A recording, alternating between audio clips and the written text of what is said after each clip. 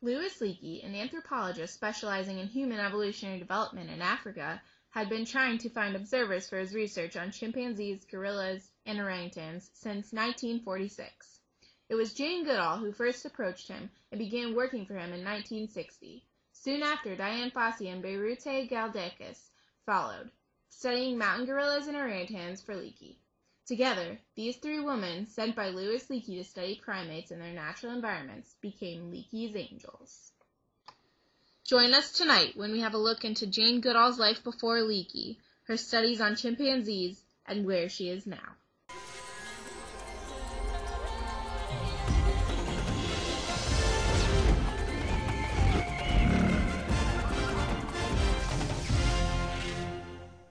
No one knows chimpanzees as well as this veteran of wildlife study. Jane Goodall's fascination with animals began at a very early age and grew to become her passion. It evolved into her career too, when leading anthropologist Louis Leakey recognized her drive and trusted her enough to send her to Africa to study chimpanzees. Dr. Goodall's time at the Gombe Reserve in what is now Tanzania made her a legend, especially as she turned up there as a young white woman accompanied by her mother, the only way the British authorities would allow her to go. Her patient observations changed our understanding of primate behavior, identifying their close-knit social ties and complex relationships, and the use of tools. Though she keeps an active interest in this field of study, Dr. Goodall has recently focused on encouraging young people across the world to have greater awareness of the environment they share with not only each other, but the animal kingdom. Hello, Jane. It's great having you with us today. Hello. I'm so pleased to be here with you today. My wonderful welcome comes to you from the forests and hills of Gombe National Park in Tanzania. The sound that you would hear if you came is the sound of a chimpanzee greeting the day, saying, "Here I am, who's out there?" Hello. How did your meeting with Louis Leakey come about? I've been staying with my friends, and then I got a job in Nairobi. A very boring one, which my uncle had arranged before I ever set off. And then someone said, "If you're interested in animals, you must meet Louis Leakey." So I rang up. He was amazed that a young girl straight from England, with no degree, knew so much. I could answer many of his questions, and he offered me a job as his secretary just like that. Boom, first day. During your first visit at Gombe Stream, you had your first sighting with the chimps using tools and eating meat. Did you know at this time what a big moment it was? Quite honestly, when I first saw that tool using and tool making, it was exciting, but it didn't surprise me.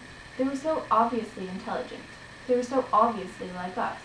So the full scientific impact of it didn't really dawn on me until I got back and heard the response of other scientists. Let's go back into your own childhood. Can you tell us where you grew up? I grew up in England. I was born in London. My mother in particular played a really important role in my life. My father, I don't really know. He went off fighting in the war, and my parents divorced before the end of the war, so I didn't really know him. Did your prosopagnosia, or face blindness, make it more difficult to recognize individual chimps at first? Yes, it did. It did take me longer to know the chimps too. But I haven't gotten the most extreme form. Once I know somebody, I know them. But chimps are no easier than people. What do you see as the future for conservation? The most important thing, I think, is that so many thoughtful people think about the problems facing the world today. And then people just feel helpless. What can I do? I'm one person.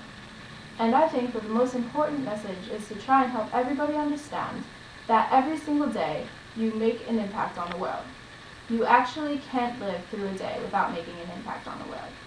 And we all have a choice as to what kind of impact that we want to make each day. And so with the wonders of modern communication, these little things that we do can spread until there's first hundreds, then thousands, then millions of people all doing little things and really making big change in the world. Thank you for watching, and join us next time when we take a look into the life of another Leakey's angel, Diane Fossey.